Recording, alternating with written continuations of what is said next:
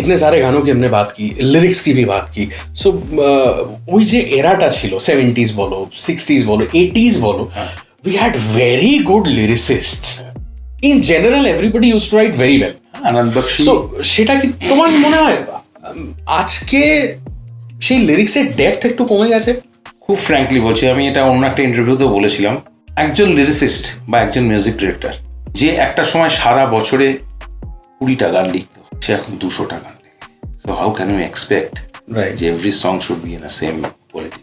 Exactly, it's not possible, right. কারোর পক্ষে সম্ভব.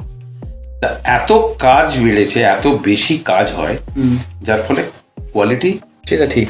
কিন্তু এখনো দারুণ দারুণ লিরিসিস্ট আছেন, অনেক ভালো কাজ হচ্ছে, কিন্তু সেই কোয়ালিটিতে, মানে একটা লিরিসিস্ট যে সারা বছর 10টা গানের ভেতরে 9টা গানই সুপার হতো, একদম. এখন আর সেটা হয় না. তার কারণ সেই লিরিসিস্ট এখন সারা বছর 100টা গান লিখছেন, যার ফলে ওই 10-12টা 15টা দারুণ হচ্ছে.